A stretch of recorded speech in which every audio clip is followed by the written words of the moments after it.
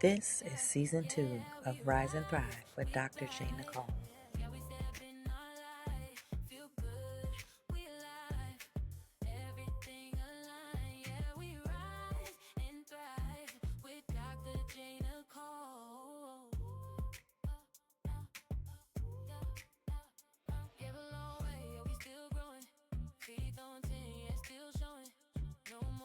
Good morning, and welcome to Rise and Thrive with Dr. J. Nicole, where we are rising in faith and thriving in purpose. Today's guest is an artist whose work goes far beyond music. He's known for soulful melodies, vivid storytelling, and deeply reflective lyrics. Thomas Burgundy creates music that speaks to the soul. Emerging from Linwood, California, his work explores identity, resilience, the realities of inner city living, and the personal journey of self-discovery. Beyond the studio, Thomas has spent more than a decade mentoring and advocating for at-risk youth in South Central Los Angeles. He's also the founder of a streetwear brand, Burgundyism, which is rooted in a philosophy that guides both his work and his life. Planted deep within every struggle is a seed of prosperity. So today we're exploring what that means to find that seed and how the work of becoming often begins in the darkest places. Thomas, welcome to Rise and Thrive. I say thank you for having me. It is an honor and a privilege to be here, for real. Thank you. Yes. And as we were talking before we started recording, just for the audience to know, I first encountered Thomas in the algorithm. He was featured on someone else's podcast, and he just had so much depth. And I was curious. I was like, who is this person? And then I listened to the music and I could hear the story in there. And I was like, I've got to have him on. There is testimony among testimony within this man's story and his lived experiences. Yes. So when I first encountered your music, like I said, what stuck out to me is that it didn't feel like I was just listening to like songs. Like it really did feel like I was hearing someone process life in real time about identity, struggle, purpose, and faith. So I want to start at the beginning. So for listeners who may be hearing about you for the first time, can you tell us a little bit about where your story begins? No, absolutely. First of all, thank you for that, being able to pick up what I'm putting down. You know what I'm saying? And it wasn't until doing this for a long time where I'm reaching that point. So if we go to the beginning, I feel like the opening scene to Thomas Burgundy's story starts in 2009. I'm 12 years old, sitting at the kitchen table with my brother. And at the time, we're homeschooled. Mom is at work. She don't want us to go to any school around where we're at, so we're homeschooled. But because she's at the work, we just bullshitting. We just at the crib, just being like, okay, well, what are we doing with our time? And it's really just listening to the radio and watching movies and DVDs. That was our way of getting by. So it was just music, media, things like that. And so we're listening to the radio. I'm 12 years old. Lil Wayne is our guiding light at the time. He is who we want to be. We're just looking up to him. Same time, Drake is on fire at that time. And then you have Justin Bieber, this little white 15-year-old kid popping out, super famous. And we're sitting there and we're just like, bro, we could do this too. Like let's just try this out. And so that was the moment where we decided, okay, let's start rapping. And so that's when I started writing raps. And again, it's funny what the catalyst was, which is super random. And who I became through the journey is nowhere near those what got me here. But that's the moment where it was so random of just, if they could do it, we could do it too. And then, the rest is history. Okay. So talk a little bit more about the kind of environment you grew up in and the early experiences that shaped the way that you see the world today. Yeah, so again, kind of I grew up in so many different houses. When my parents split, we just moved around all over LA, i.e. the Inland Empire to LA, Southgate, Long Beach, Norwalk, and finally ended up in Linwood. That's where I call home. But that's when it comes to like the struggle and just like being poor and stuff like that, that's a lot of people's experiences. But my particular experience was that being in that constant state of survival mode mentally of just where are we going to sleep tonight? Where where are we going? Where am I right now? Why are we in the car? Why are we at my auntie's house? Why are we at my grandma's house?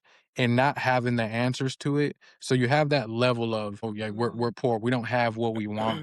But then you also have the now we're uprooted. Now we're here. Now we're there. And what that's doing to the nervous system of no stability and just confusion. You feel what I'm saying? And so that you go Yeah. outside and you have all the shit going on outside, but then you come inside and then you come into my mind. It's just like now is a whole different ball game. Yeah. So were you able to ask any of those questions? Because I know a lot of times when we're kids, we might wonder about things, but don't ask, or sometimes we ask and the parents don't give us the real answer. Yeah, that's a great question because a lot of my childhood, the answer was just well, it's very specific, right? Where why my parents split, and my mom was very open about it. Of okay, we left him because of this, and this is happening, and so she was transparent and open about it. But it's not like we had a choice or a say, like, but can we do this instead? It's just this is what it is, and Right. we're living with your grandma now, and it's not like she's like whether you like it or not. It's just this is our literal only option. We have no choice. We're now staying with one of her friends from church. We're sleeping on the couch because they said yes, you can come for the night. And so you get in this habit, this state of being of just well, whatever it is, you and then you just accept what comes to you, and then you say, okay, well, that's my life now. On this might not be what I want, but this is what it's going to be. This is what I deserve, and we'll get further into it. But it shapes your brain of feeling like you don't deserve good things. You don't even reach for more because you're stuck in that like Mm. accepting just the bare minimum or this idea of well, this is what God provided in this very hard time. I don't even think that I can go for more, like, just take that. Wow. Listen, I'm ready to go all the way deep. Like Uh-huh. it because like you're just setting it up and make me Mm. want to know more. Like I'm always the person who wants to know the story behind like the why and ask more questions. So I'm like, I'm excited. You're setting this up. I hope they're getting the listeners, the audience are getting just as excited. Well, if they have that natural curiosity about people.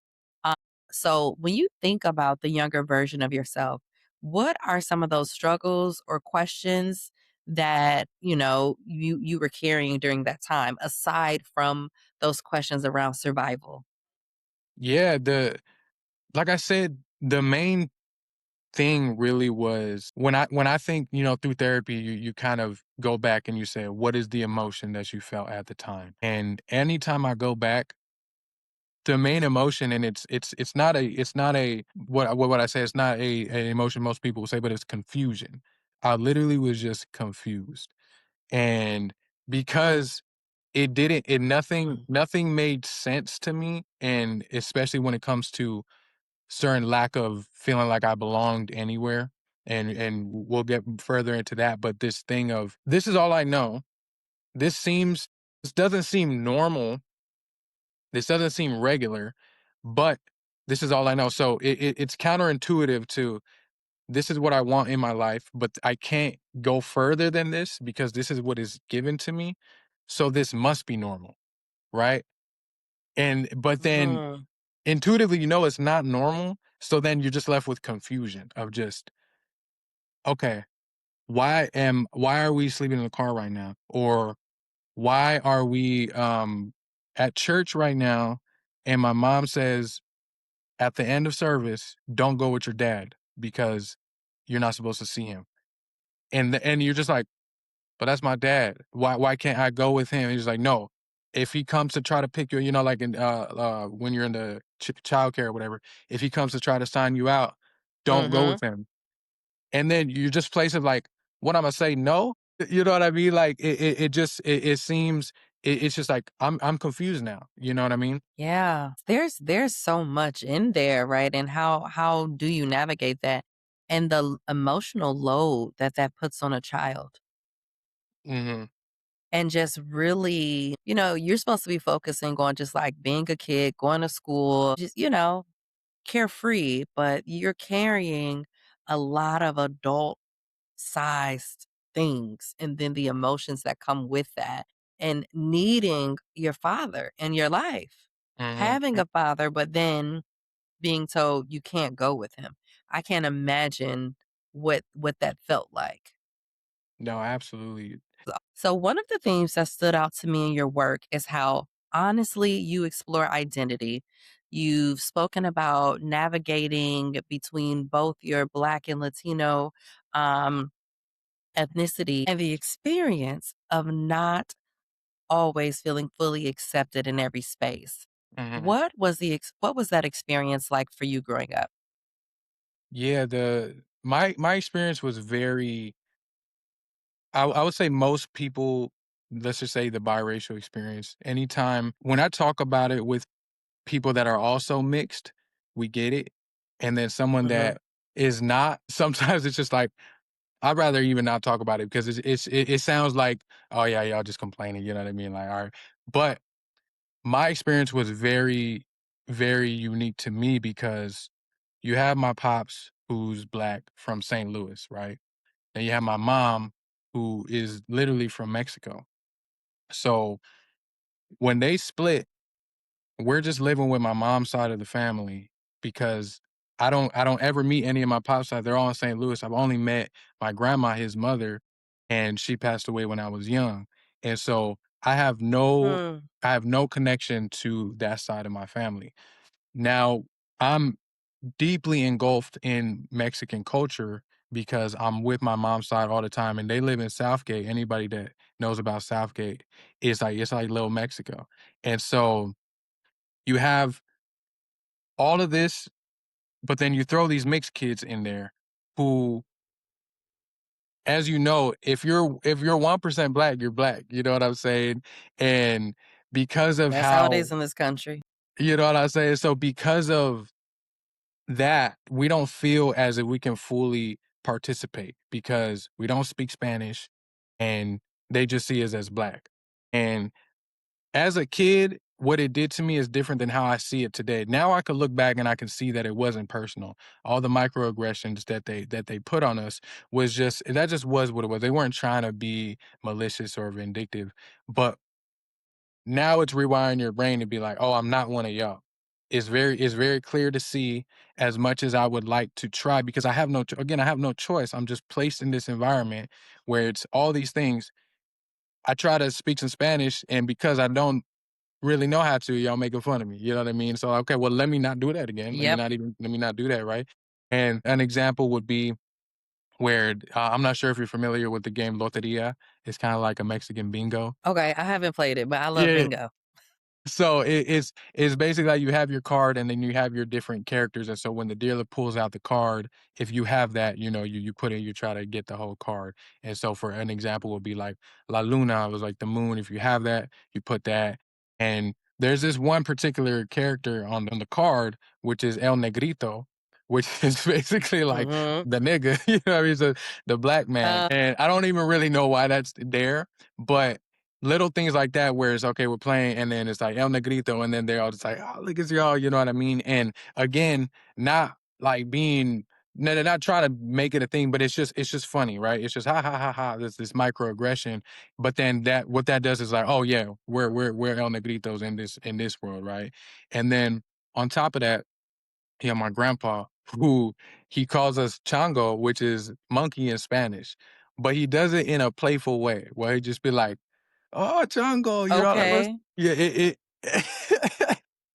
That gets tricky because some people do say like you little monkey because you're like climbing around, but because you have the black ethnicity, the race in there, yeah, that feel a little tricky.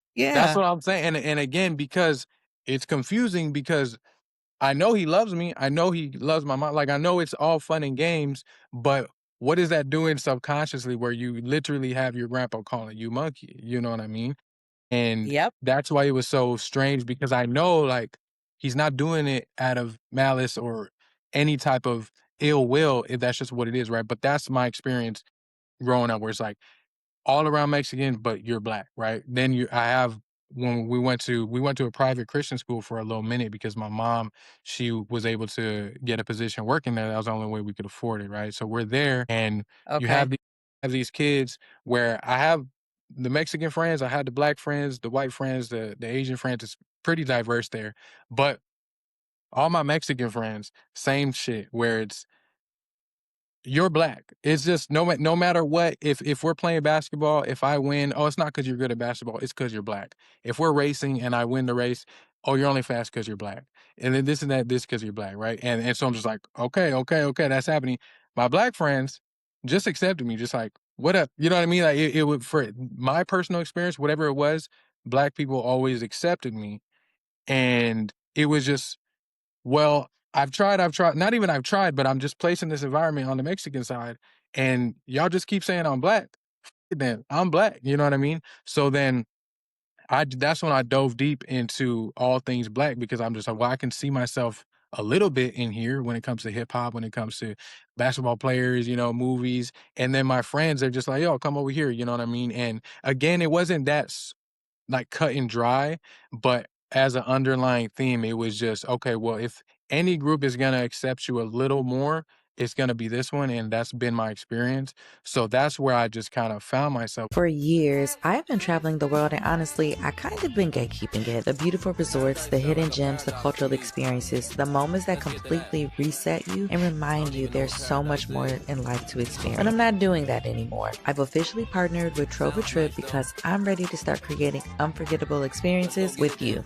Think luxury meets culture, beautiful destinations, incredible food, amazing energy, new memories, new friendships, the kind of trip that you talk about for years after you get back home. And the best part, we're doing it together. I want to know where you want to go. Bali, Morocco, Tanzania, South of France, somewhere else completely? Tell me. This is your official invitation to travel with Dr. J. Join the VIP list now for early access to destination reveals, trip drops, and priority booking opportunities before they are released publicly. If you're ready for experiences that feel intentional, elevated, and forgettable, my link is in the bio. Come see the world with me.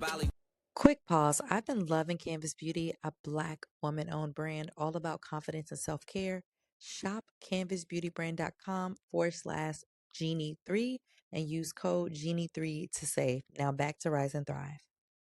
But then it gets deeper where then I'm looking in the mirror and I'm just like, but I don't really look like exactly like y'all. So is there a moment where because all things have been taken from me, I'm just like, is there a moment where y'all suddenly just not gonna fuck with me no more? You know what I mean? I'm just Oh, that's so hurtful. yeah, and so I'm just kind of always walking on eggshells, and so that informed my lack of belonging from the jump. If I don't belong here, I don't belong here. We're living here. Nothing is mine. Nothing could call home.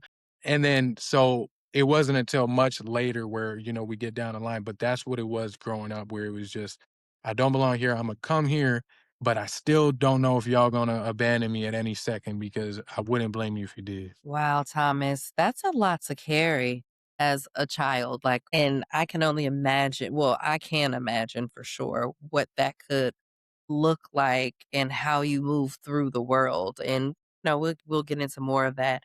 And just the impression and what that does to well, one, literally your identity, right? You Like, know, because the racial construct, that's a whole thing in itself. yeah. And at any point, did you ever feel like you had to choose one identity over the other? It really was, like I said, the moment where I guess just on paper, I chose to be black. And, but more so when we talk about identity of saying, okay, this is the outfit I'm going to wear, where because I already know I don't look full black, well, then let me dress a little more black. Let me wear my hair a little bit more black. You know what I mean? Let me talk a little bit more black so that I just fit in it. Most people won't admit, you know what I'm saying, with this Yeah. biracial experience. And because I don't really because I'm so free from that now, I can just say it is what it was. That's what it was. Today, I oscillate between both however I want to. But back then, it was again like so that I don't get caught, so y'all don't notice that I'm not really fully y'all. I'm gonna go all the way. You know what I mean? I'm gonna sag my pants. I'm gonna do the thing. And the good thing, it wasn't like crazy overcompensation, but it really was just there's two sides, and I'm gonna stick to this side.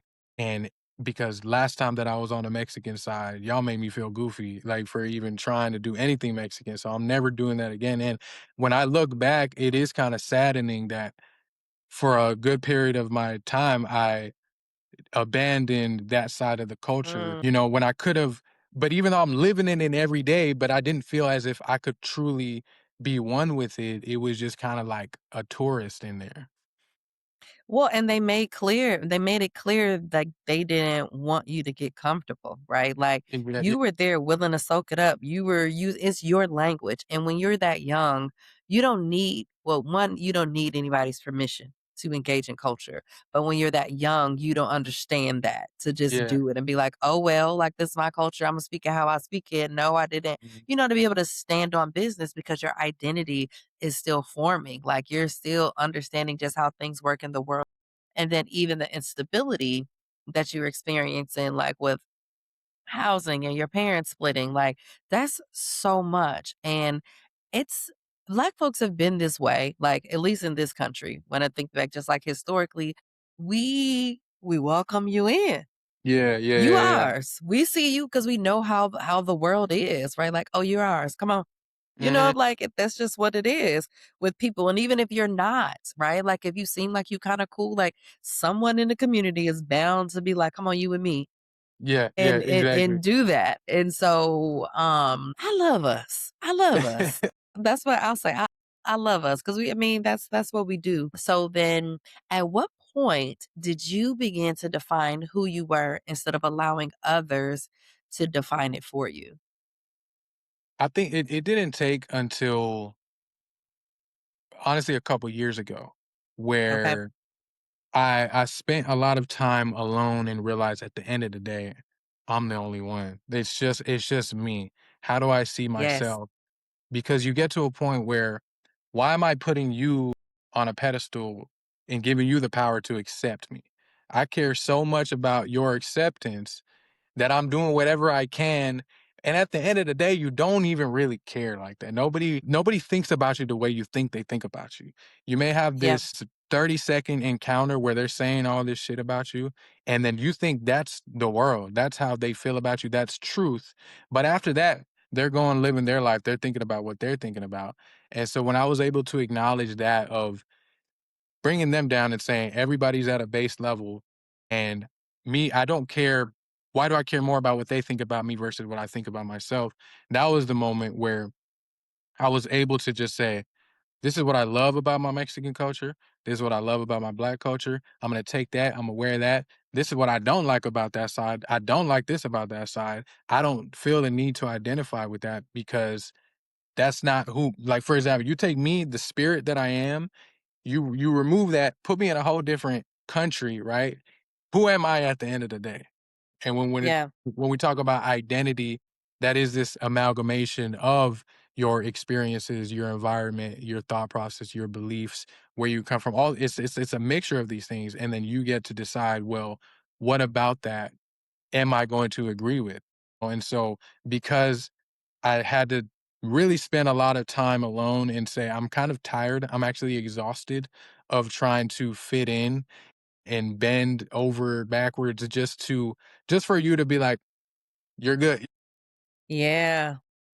It truly, truly, truly gets exhausting. And because there's also so many things outside of both cultures that I really love. Like, for example, Back to the Future is my favorite movie. That's as white as it gets. You know what I mean? Like, A lot of people like Back to the Future. I'm surprised you like it given when it came out. yeah, yeah, no, no, no. I don't get me started on that. Hold on. You see this, The the DeLorean right DeLorean. here. Yeah, you know what I mean?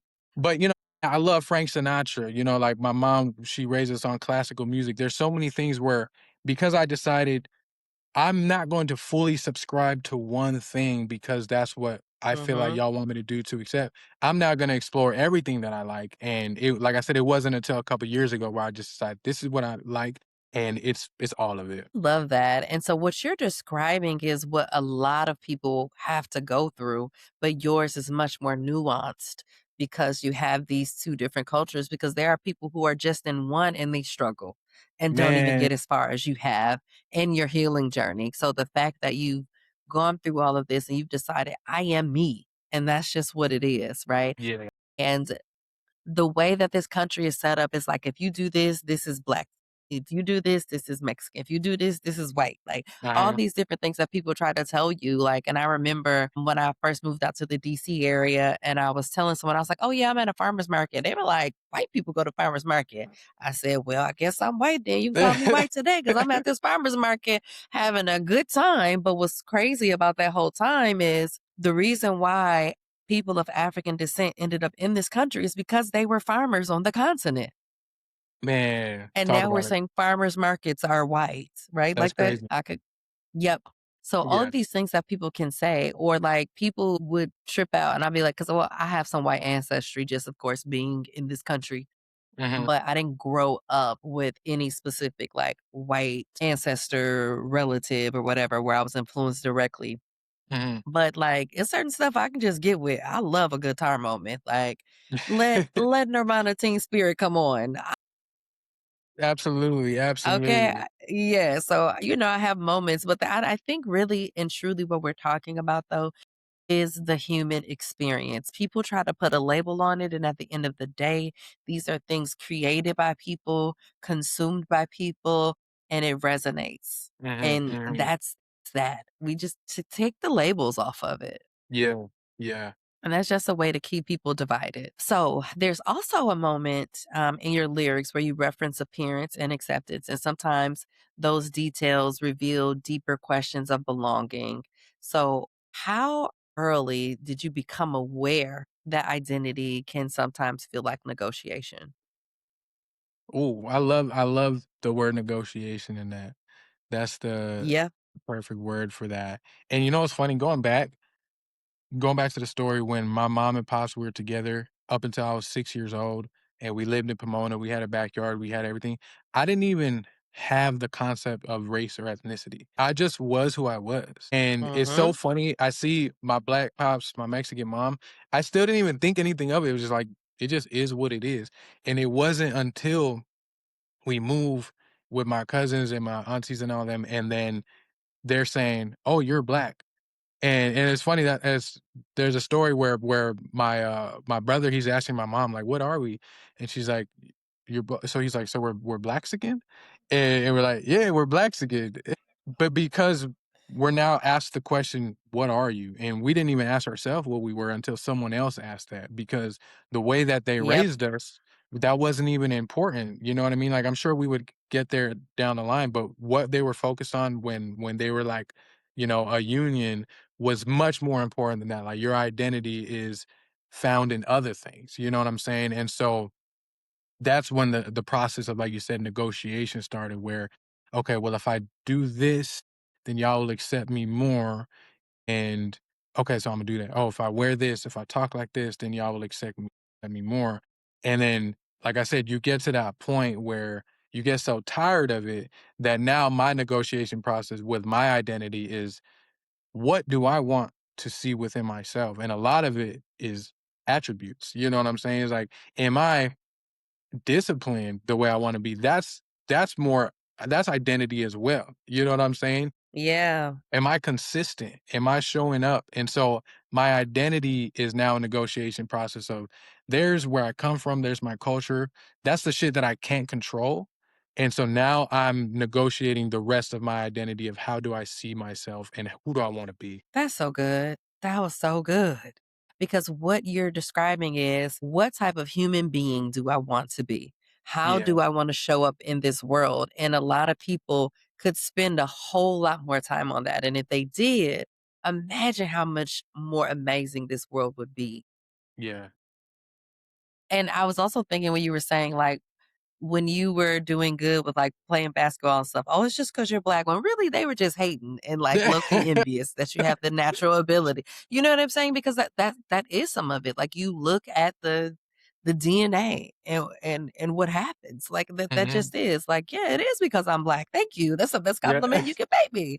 Right? Now, you Yeah. know what I mean? But, like, when you're young and you just wanna fit in, you don't know that. So, I've come to learn, and I, even tell some of my clients this, like, those things that quote unquote make you weird or those are really your superpowers, and you just need to lean into that, and when you can Yeah, own that, like, that's the best, and you really just really cultivate that gift, that ability, that skill, whatever it is, like, those are your superpowers, and we're not supposed to all be alike, but, like, when we're looking at it from a developmental standpoint, it is normal to wanna fit in, 100%. Yeah. and so yep, yep, so I get it. And so this is why we need reflection. But some people, they stay stuck in the negotiation, the overcompensation, and Mhm. trying to prove themselves rather than saying, no, like, who am I? Who do I want to be? Bringing it back inward instead of looking outside for people to define who you are for you.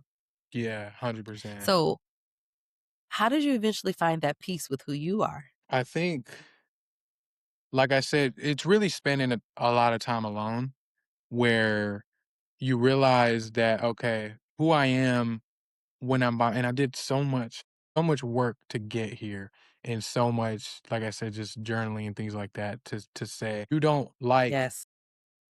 don't like who you've become when you're trying to overcompensate.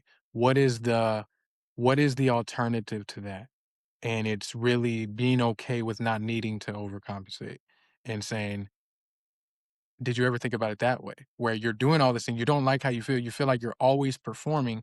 And to this day, I'm still, like I'm not, I wouldn't say I'm 100% there, but there's that realization you get to the point where how much am I okay with performing? Like I said, I got to that point where I said, I don't want to perform anymore. And it's not the end of the world. And because people don't think about you the way you think they do. I put so much, like I said, this power in their hands of they're just looking at you and they're thinking about you and they Yeah. think this about you and they're really not because if turn the tables. I'm not thinking about nobody like that. If I see somebody like, oh, that's who they are, whoop de whoop. Like, you know what I mean? But you live in this vacuum of every thought that someone has said, every attack, every microaggression, it becomes your world. And you think that's how the world sees you. That's how everybody sees you. Everybody's looking at you like Mm. that because somebody said this in fifth grade. And therefore everyone thinks that you have that. And it's like, that's not how it works. And so once I removed all that and just said, like I said, how do I see myself? And if, again, you can do all these things and someone still not accept you and still not care about you. So it's like, I'd rather just do what I want to do. And if they don't, they don't. But I'm so grateful for the people that do love me and accept me for who I am. And I just stick with them. You know what I mean? Yep. And there's billions of people in this world. So if this one Hmm. doesn't, okay, bye. Yeah, yeah. And like when you learn that, like, and you learn to let people lose you. And we're not really taught that. That's something that I even, found out later in life myself. Like, let them lose you. Everybody does not need to like you. And I think what's harder is when you're a kid, you're subjected to who's in your environment and you have no control of the environment you live in. But as you get older, you decide who you do want to be friends with, who you don't. You have access to transportation to go to other areas if you're not, you know what I mean? Like, you Yeah, have yeah. so much more influence where when you're a kid, you gotta figure it out, like, these are my only options. And so Absolutely. I think once you start to realize that or just like, "No, I feel better just being by myself because 'cause y'all are so awful." I remember having some neighbors growing up, like, one day she would be, like, the best friend, and then the next day she'd be trying to fight me, and I'd be like, Mm, "Girl, what is this?" Like, yeah. and so I stopped kinda, like, hanging with her like that, you know what I mean? Because it was just Mm, like, I just thought, "Oh, great, I have a neighbor, great," because I always would be with my brother, so it's like, "Oh, good, a girl."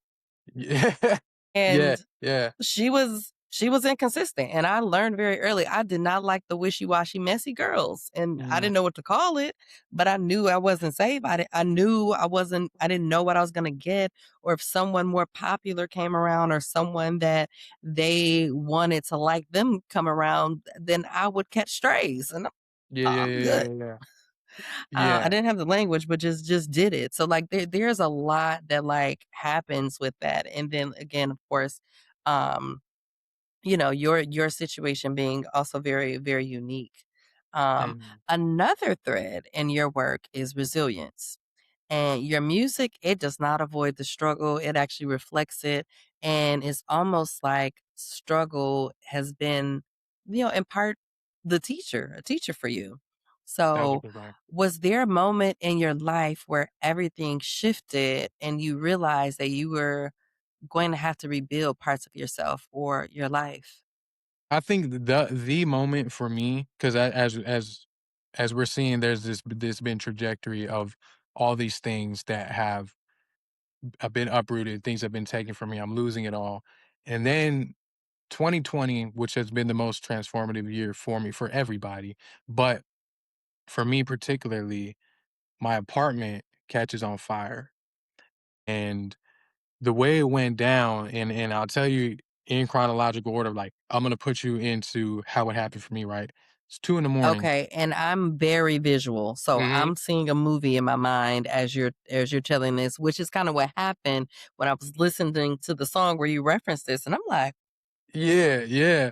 So, it's 2 in the morning, I'm asleep. Let's zoom out a little bit. At this point in my time, my sister and I, it's just us living in the apartment. My brother moved out, my mom moved out. So it's just my sister, myself, and our dog. So we're living in this apartment. It's 2 in the morning, wake up to a phone call, it's my brother. And I'm like, yo, why are you calling me? He's like, bro, get out the house, get out the apartment, it's on fire. And mind you, I'm just waking up, and so I'm still comprehending the fact that, "Why are you calling me? The apartment is on fire. What are you talking?" He's like, "Get the fuck out. The apartment is on fire. Get Joy up, wake her up, get Naya, our dog, and get out." And I'm just like, "Okay." So I just get up, and again, the way that my brain is, the way that I've been, conditioned is just, "Here we go again. You have to leave. You have to be uprooted from where you're at, where you're comfortable, "Mm, and just go." So, go wake up my sister, and now I'm seeing smoke is everywhere, dog is barking, I'm coughing. I'm just like, "Oh shit," right? And only thing I think is grab my laptop. I'm working on my album at the time, so I'm like, "This is all I got. This is the most important to me, the you more need that." important thing to me." So I just take my laptop, we run down the stairs, then the fire department gets there. So we're standing there and I'm seeing the flames, I'm seeing our apartment and the fire department, and I'm just like I said, "All right, here we go again. Time to start from nothing." And that was a Yeah. moment that it was so drastic but it was so routine for me of just, "Okay, what are Mm, you gonna do? Where are you gonna go live now? Like, what are you?" And my brain, it didn't even have time to digest the fact that this is happening, like this particular incident. My brain went to, "Hey, this thing that always happens to you is happening again." And so wow. I'm looking at that, and thankfully, with the fire department, they were able to, it wasn't as bad as it could have been. I did, because I have my merch, my clothing line, I did lose some of the merch, and it only got like some part of the house, right? But when we talk about divine timing, because now let's go again to my brother, when we talk later, he literally, it's 2 in the morning, and he said something told him to just go check on us. Come on, God. You know what I'm saying? So God was like, "Go over there, go check on them." So that's when he decides to just drive, and he's kind of justified. He's like, "Well, I could probably go pick up some clothes," or like he was just thinking, like, "I'll just go do some," because he still has some stuff over there. But that thing of just, I'm gonna go as soon as he gets there. That's when the fire starts. So for more context, my neighbor beneath us, it was the Day of the Dead, the Dia de los Muertos. So she had lit some candles, Mhm. and I guess she fell asleep with them, Oh, and so she went to bed, and then that shit caught on fire. So, unfortunately, like, she passed away because that went all through her house, and we're on the upstairs. So then it was going through yeah. ours, and so he That got gave there. Dia de los Muertos a new meaning, like, for real. Absolutely. Yeah, facts. Absolutely. Oh, And so, again, just the fact that he was there and he caught us at the perfect time, what that did to me again, which was so, and you would understand this being a therapist, for months after that, instead of choosing to look at it as, you're here for a purpose, God saved you from that moment, I couldn't help but think, because I was so close to death, I was like, I should have just died. I wish I was dead. Like, I'm so tired. oh, that's You know how what the I mean? enemy gets you. Yeah, and I went into a pretty, I wouldn't say a deep depression, but this kind of subgenre of depression that I found myself in, where I was at such a good point in my life at that point. I was doing a lot of work, and then I met with the worst experience that I've ever had, and it forced me to say, like, you cannot run anymore from these things that you have not dealt with. All the things that I suppressed as a kid, and this is when the work Yep. began of just, oh shit, these things, these patterns, these habits, these beliefs that I have really need to be addressed because you're not gonna if you're thinking this right now, this moment that God saved your life and you wish that you were dead instead, that's something deep down that you need to address. So that was the moment where I was like, I need to, like you said, I need to rebuild and I need to reframe my entire thinking. Wow. And this really does get at why it is important to process things in real time because they catch up with you. Yeah, yeah, yeah. You don't know when. And so because you had all that, you immediately you it wasn't even registering. You said what was happening as much as, oh, this is my life. Here we go again. And but clearly it did start to register. And you're like, I was finally getting somewhere. Yeah, And yeah. you know, feeling of like defeat or hopelessness and helplessness that are involved in that because these are things that literally happen to you. I'm curious to know if there was ever a shift where you recognized maybe that this was happening for you. Absolutely. I love that because when we think of if you believe that God is the divine orchestrator of your life, then you have to believe, like you said, everything happens for a reason. And I think that's the determining factor on if somebody goes this way or they go that way. Because you can put me and someone else in the same exact experience, same exact situation, circumstances. But if one of us chooses to believe this, we're going to find the lesson in it, right? We're going to say, okay, this is happening for a reason. If you don't believe that, then you're gonna have a whole different experience and you're gonna go that way, right? And so for me, when we talk about polarity, right, there is no good without evil. Mhm. There is no up without down, Mhm. right? There's no joy without pain, no struggle without prosperity. That's when I chose to believe, okay, what is what is working within me to get to where I need to go? This happened too for me, like you said, and I don't even think I can get to where I want to get if I don't go through this. And that's when it's not for me to decide that. I can't say that 100%. But when you choose to Mm. believe that and say, it makes a little more sense for my life that where I'm going, I have to go through these things when you lean into that and you say, no, absolutely, the struggle is what made me stronger. And I do have a purpose. And I cannot reach that without going the same way with simple analogies of when you're working out, you're literally tearing your muscle every time. Like you're putting yourself through this pain in order to grow. If you look at everything in life that way, That's good. then you just say, okay, well, this is meant to be. And but when you don't, then you're just that's when you there's no purpose. You're wandering just aimlessly and be like, man, I have the worst luck.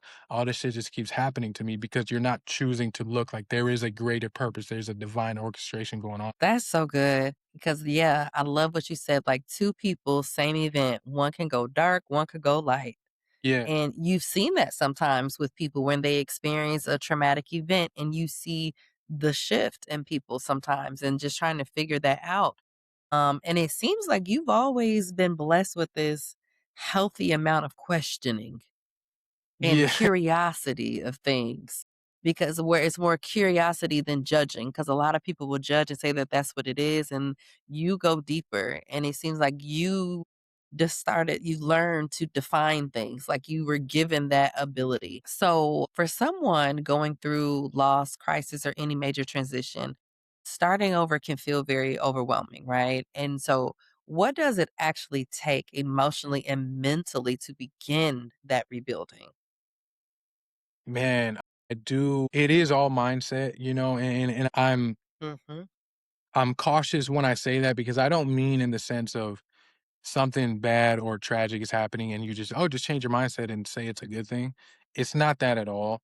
It's really, again, if you believe that you have a purpose and that there is more to this life, then each moment you have to assess it that way. And you have to say, okay, one, how is this preparing me for that moment? And this is also not the end all be all. A quote my pop says that I love is success is not final and failure is not fatal. Meaning both of them, there's more. Success, when you're successful, you're not done. It's not final. There's more to go, right? And then when you fail at something, Mm-hmm. it's not fatal. It's not the end of the world. Get up and do it again. So again, both sides of the spectrum, neither of them are the end all be all, good or bad. So when you're going through this hardship and you're understanding this is not the end of the road. This is happening for a reason. And again, only if you believe that there's a reason. If you don't, then I got nothing to tell you. I got nothing to say because you would have to, that's the Mm-hmm. only way to get out of it. You have to truly believe that there is a purpose and there's more to life than what I see right now. And so when you agree with that, and you're going through this hardship, you have no choice but to ask yourself, what is the lesson in this? And how is this preparing me to get there? And then the other side of that, which is a more practical thing, would be let's just say you don't have it in you to think about those things. It's really just like, how bad do I want this end result?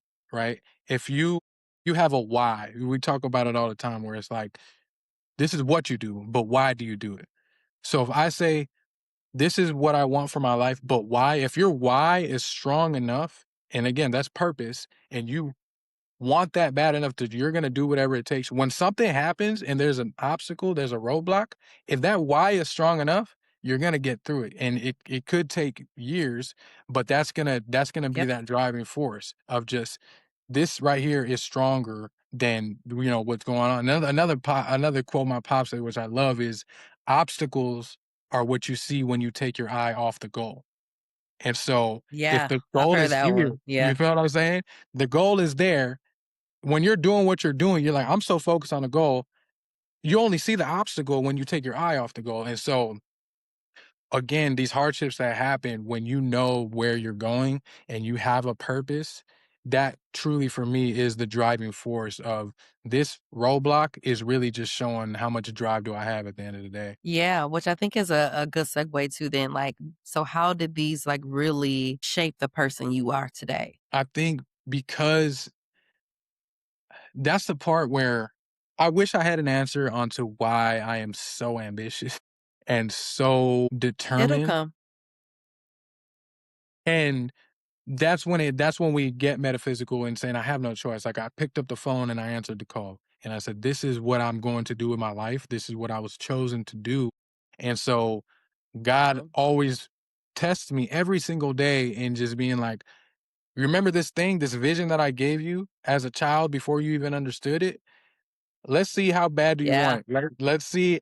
And I'm going to continue to shape you through these experiences. And because of that, I truly believe that's the only reason I work so hard, and I'm so grateful for what I have because of what I had to go through to get it. And I know the opposite would be when it's just handed to you, and I think nothing has ever been handed to me, and I'm just so blessed. Also, the people that God placed in my life, family and friends that have been such a Mhm. major support system to where I am today. And I think, again, that is because energy begets energy. And through these experiences, God is shaping me to be the type of person that is attracting these people to be like, we have the same mission. Let's do this together. And so, in simple terms, there's just no way that I would be where I am without all the struggle and all the shit that I went through because it just reinforced of like, you want more. You want yeah, like, I've always wanted more, and then this thing happens, and, like, I still want more. I'm gonna do it. Yeah, and you were created for more. So what it sounds like is that you're like, "All right, God, I guess this is what we doing," right? Because the other part of it is, even if you stop because it hurts too much to keep going and you're tired from all the obstacles and the barriers, you don't stop wanting it just because you stop trying. That Yeah. vision doesn't just go away. So I think it is more painful to let it go and do nothing rather than pushing through and keep going. Mhm, mhm. Absolutely, yeah. Yeah. I get it. I get it. It took a lot to get here to Dr. J. Nicole did not have our beginnings have some similarities. I'll say Mm. that.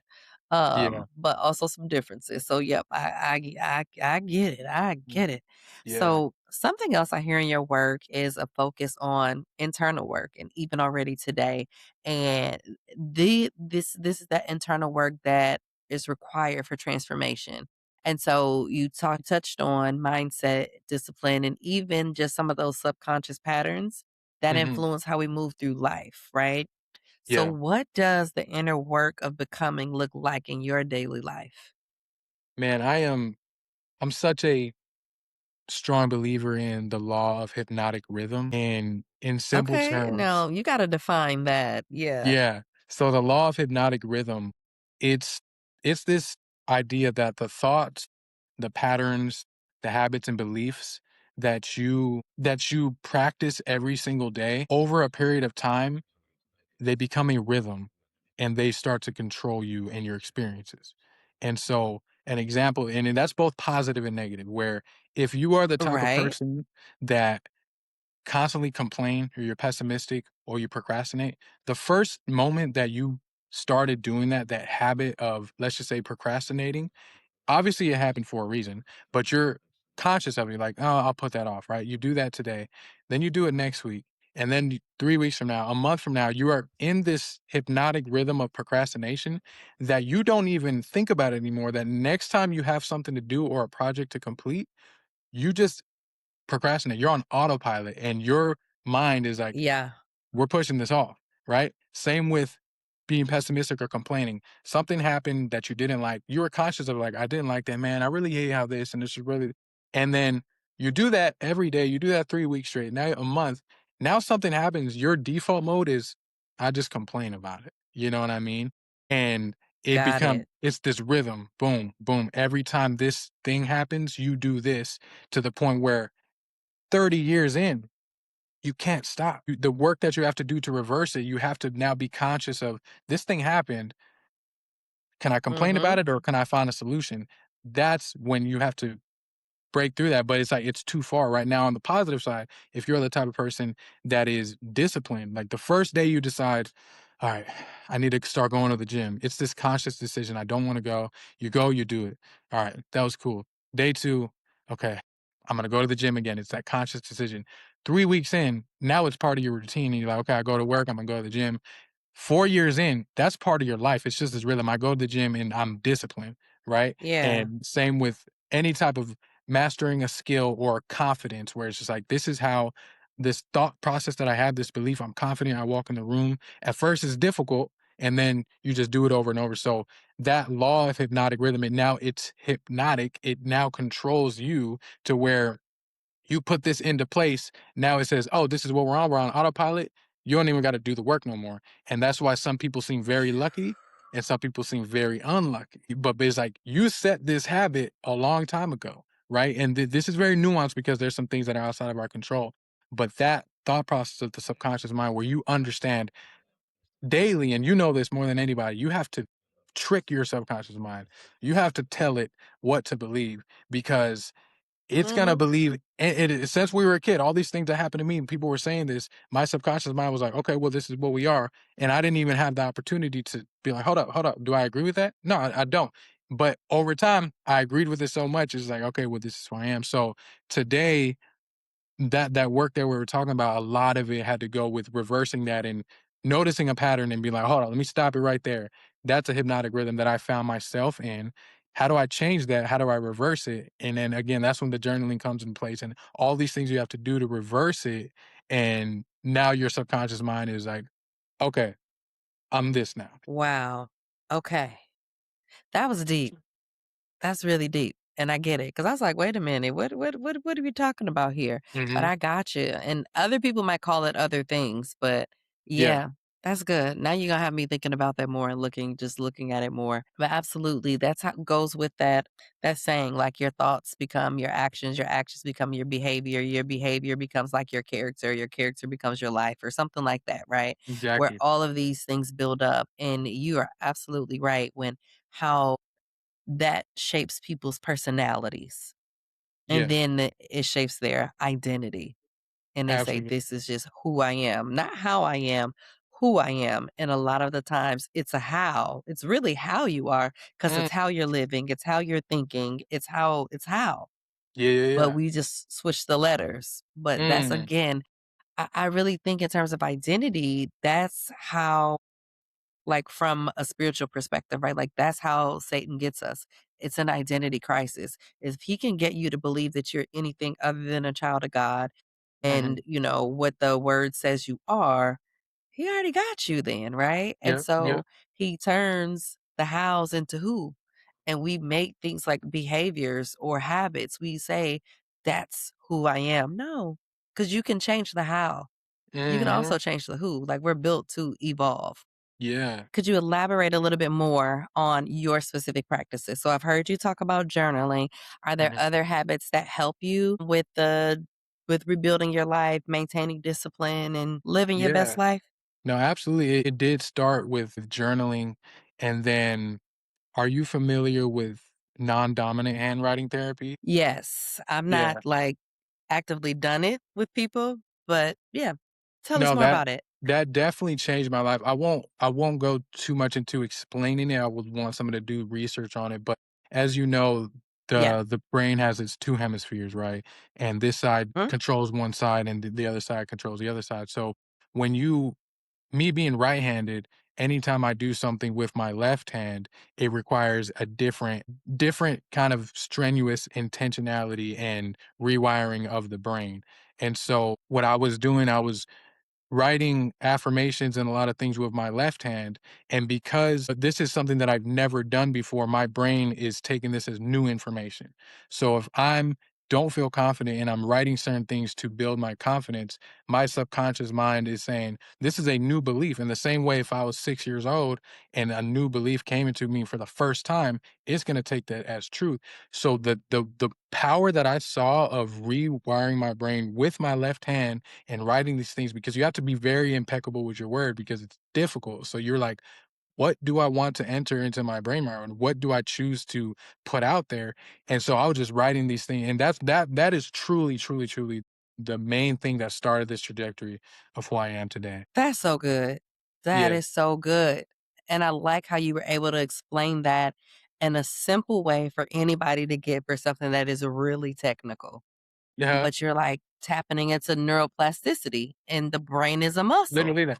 and being able to So I was like, okay, okay. And I can I'll see give that now you you about to have me over here writing with my left hand. I'll tell you, do it, and I'll give you an example where I zoomed in and zoomed out, all these different things about myself. One of the things, and this is a practical example that I saw in real time, because some of these things are years of undoing that it takes time. But one of them Yep. was I wanted to stop saying like and when I was talking. And that's a lot of us, right? And Yeah. I'd love to watch this back and see how many times I said like or but I remember I'll it probably was cut those out. but it was really bad, and you know more than anybody why we do that, but I wanted to cut that out, so I would write certain things along the lines of, "I will not say like or during conversation. I will slow down. Anything that I say, I am confident what I like." All these type of things that I was saying, and I would write them over and over to eradicate saying like, and as I was going through it day by day, I remember any time that I would say like, my brain would scream at me and it would say, we said we weren't going to do this anymore. And that's when I saw it happening in real time where it was such an issue in my life. And then now I entered this new thought and then it said, we don't do that no more. And then that's when I knew it worked. Yeah. Okay. This is good. Were there beliefs about yourself that you had to unlearn along the way? Absolutely. I think as we're seeing the theme, the main thing that has taken me so long and to this day I'm still working on and I finally overcame within the last couple months was the belief that I don't deserve good things. And Come on. when we talk about the subconscious mind, I never said that growing up. I didn't think, "Oh, I don't deserve good things." It's just you just see how your life is and you see, "Okay, well, I don't have the Nikes. We can't afford the Nikes. I asked for the Nikes. We can't have them. Therefore, I don't deserve them." All right, want and then let's zoom in closer. I want the cinnamon toast crunch cereal. I want the name brand. asking for it. No, you gotta get the cinnamon toasters, the marshmallow mateys, you gotta get the knockoff shit. And it's just like the brain is, okay, whatever those great things, the things that all my friends have, all these things that I see, those are for other people, they're not for me. And that pattern begins to now show itself as I'm growing up. Now in the relationships that I'm choosing, I'm now finding myself stuck in a relationship of somebody that maybe treats me like shit or does not reciprocate what I'm looking for. But in my brain is, you get what you get. Stay with this. This is who you chose and you're stuck with it and you don't deserve any better. And Mm. not until in my first car, you know what I mean? I got the beat up, like, oh, it's just that thing of bare minimum, get what you can, get in where you fit in, get in where you live, get it how you live, and just, be grateful that you can have that, which is how we had to live, which is cool. I wouldn't change anything, but it is that fine line of when you are capable of broadening your capacity to have more, do you even believe that you are worthy and deserving of that thing? And it took me a long time to just say, actually, like you said, we're created for more. I actually do want more. I am deserving of more, and I'm gonna go get more. There was a long time where I did not believe that, and a beautiful analogy that I love is if you take a grasshopper, you capture it, and you put a cup over it, you put a glass cup, it's gonna jump, boom. It's gonna keep trying to get out. It's gonna do this for some minutes, maybe hours, maybe days. Then there's a moment where it just gives up and it says, I'm not going to make it out of this because all the times that I've tried, I'm not getting out of here and it stays there. You can remove the cup, remove the glass, and it's going to stay there. And it's not going to jump. It's not going to continue because it already accepted its reality and said, this is who I am. This is where I am. I can't make it out of here. And even though that struggle, whatever was removed mentally, is still there. And so for me, it was that thing of finally breaking out of, oh shit, I'm looking around and I'm not 5 years old sleeping in the car. I can actually have more. And that's where I am today. Yep, that's so good because what you're talking about is how survival and the lived experiences, because no one probably really said to you, no one said you don't deserve good things, you're not worthy. No one said that. This Exactly. is what you like deduced, took from your experiences, and that survival shaped core beliefs. And is really not sometimes until people go to therapy or they spend a lot of time alone and Hmm. they start to be curious with themselves and reflect and really just say, well, why? How? And that's how they can start that journey of answering the question. So that's where core beliefs are tricky. And the Yeah. fact that you were able to label that and to say, and I get where this came from. And I also understand why I had those experiences. Hmm. I'm an adult now. I'm the architect of my life. Yeah. Yeah. I can have more. 'Cause you're absolutely right. All of these things, like something that I noticed when I see people who just their appearance, I was like, that was a choice to look Mm, bad. Like when some people just have like really just poor, and this might sound funny, but just like, okay, ODB, you know who ODB was, yeah. Yeah. right? Yeah. Yeah. From Wu Tang. The way he will wear his hair, the just different things he would do, like the way he would present himself, he's showing you what his internal world looks like. Hmm. He's showing you what he thinks and believes about himself. So, like you're saying, from the relationships you were in to the cars that you drove, all of these things are reflections of choices of the person's internal world. We think we Yeah. have to say things to communicate. We do not. Mm, Everything we do, everything we choose is communicating something about our internal worlds. And when we don't, and people always tell me, you thinking too deep. No, you're not thinking enough. Like, because there's a lot to what you're saying. yeah. Absolutely. And There's I a do. lot to it. And so, And I was just gonna say as well. And it's funny, I did all that on my own, and then there was a moment where I'm like, "Okay, I think I do need therapy now." Because now I kinda reached a threshold where I said, "I need to now bounce these thoughts off of a professional," because I noticed it's like I can only do so much on my own, and that's also what has truly got me to where I am today. Not only talk therapy, but then biomagnetic therapy. I'm not sure if you're familiar with that, but there's this amazing woman, Dr. Karen, who she's a family friend. She does biomagnetic therapy, and she recoded my entire system. And it was a very, very spiritual experience. And so at the same time doing that, I'm telling you, when it comes to like, oh, these thoughts, she boom, gone, gone, gone, gone. And it was like I was a brand new person when I stepped out of that session. But then talking about it through therapy and practicing it in real life is really where I'm at today. Now, tell me, get for listeners, like, because of course you want people to go research for themselves, but just like a high level overview of what biomagnetic therapy is. It's so metaphysical that I don't have the words for it, but just think of quantum physics, right? Where your physical body and your emotions and your spiritual essence all connect. We know that we're not just physical, we're spiritual, we're emotional, we're mental beings. And so biomagnetic therapy has to do with your electromagnetic field. So when for Mhm. example, when you're laying on this table and she has these magnets on you, she's able to see what parts of your body are like are there parts that will light up where it's like we need to address this. We need to put some healing in this area. So whether it be a thyroid condition or whether it be a broken foot, she's able to see that. Now for me, a lot of my ailments were mental. So as you know as well, a lot of people when you are going through it emotionally, your body is going to react. And so a lot like, for example, Uh-huh. these autoimmune diseases are caused there's all these things that happen that now your physical being is affected by it. And so with biomagnetic therapy having to do with your electromagnetic field and her being able to see, okay, this part of your body is affected because of this part of your mind or this part of this wound that happened, and she's able to address that. And so for me, I went in intentionally and said, well, these are the things that I really I want to address.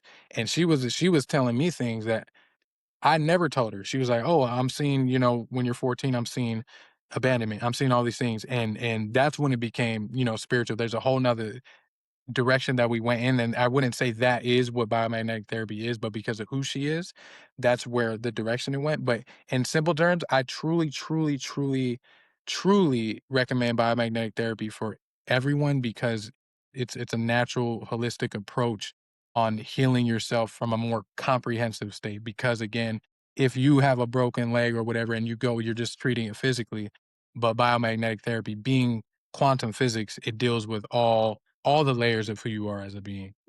Intriguing. And it makes me kind of think of like, obviously it's a different approach, but even with acupuncture Mhm, mhm. and how everything is connected. Yeah. So Yeah, I'll definitely look into that. My curiosity is definitely peaked. And yeah, there's so many ways for healing. And it just made me also think about just like, cause yeah, we all have a frequency. yeah, yeah, And the yeah, energy we yeah. give off, you feel people before you know they're there. And just even how people connect and who you like you vibes. Everyone's calling it vibes now. Yeah, Like yeah, yeah, yeah, yeah, yeah. it sounds like that's part of it. Yeah. Okay. So you share the idea that prosperity is cultivated rather than simply given. What does that idea mean to you? Yeah, absolutely. I love the word cultivation because when I think of prosperity and everything that I am aiming to accomplish, I see it as cultivated. It's not given to you because I could give you $1 million right now. That does not mean you're prosperous. You just have $1 million, right? I could give you a car, I could give you a home, but prosperity it's a state of being, it's a condition. The same way again, polarity, struggle is a condition. Prosperity is the other side of that Hmm. spectrum where the same saying that we all know, if you give a man a fish, you feed him for a day. If you teach him how to fish, you feed him for a lifetime. So prosperity is not given to you. It's something that you have over time worked to become. So what I like to say is planted deep within every struggle is a seed of prosperity and you have to water that seed. So in this struggle, this tiny little opportunity of equal value to the struggle, right? It could be a small struggle and you could lead to a small version of prosperity. It could be a major struggle, lead to a major version of prosperity. But you have to find the seed and then you have to water it. You have to put in that work, because if you earn $1 million and you do what is required of that, then that means you can do it again if that's taken away from you. But if I gave you $1 million, do you have what it takes? Do you have the wherewithal to make $1 million? No, you were given that. So prosperity is something that you had to literally go and find your way, because prosperity looks different for you than it looks for me. It's not about money. It's more about freedom. It's about who you become at the end of the day. And you're saying, well, I am now the type of person that I can become a doctor, or I can become an artist, or I can just have a family and live where I want to live and have some horses, and like that's prosperity. I grow my own fruit and grow my own vegetables. That's prosperity. That is you making the decision of, this is the life that I want to live. And I have put in the effort and the energy to acquire that, rather than it was given to me. Because again, if it's given to you, it could be taken away. That's good. That is good. And it just makes me think of a conversation I was having with my brother today. I was almost saying like those same things. It was just like, once you can do it, you can do it again. Like Yeah, there's yeah, nothing you yeah. can't do. And once you break through that and get into that mindset, some people call it abundance. It's so freeing. Yeah, yeah, It's yeah. so freeing, and a lot of people, they stop because, "Oh, that's hard," or "That's gonna be a lot," and the number of people who allow someone else saying that something's gonna be hard or it's going to be a lot, that stop their thing or whatever that thing was they give it up, they release it, Mhm. they let it go. It's staggering if we were really to survey that. Just because it's hard, that doesn't mean you can't. Yeah. And then you have to pay attention to who it's coming from. What are they Mm, doing with their life? mm, Is this a person who's threatened by you? Is this someone who doesn't want to see you surpass them? Is mhm. this somebody like who are these people? Yeah, yeah. And you have to be careful about who you're around and who you listen to. So what is hard? You have the capacity. And then what are you doing with your time otherwise? So why not do that thing that is going to take you to the next level? Break that ceiling where you are and keep going. Like Mhm, we are so powerful as human beings and we don't tap in. Comfort is such the like antagonist mhm. to our greatness. Yeah, To put yeah. it simply, like comfort, you have to come out of comfort. And that doesn't mean you won't have any. You get some along the way with the things because when you break through, everything starts to match and the comforts are there and more than that. And then you about time to get on my soapbox here. When people, well, I don't want you to get your hopes up. Oh, I Mm, thought you should know. So you'd rather I have no hope or low mm, hope? mm. You'd rather that I doubt or think that I can't than to try and find out if I can?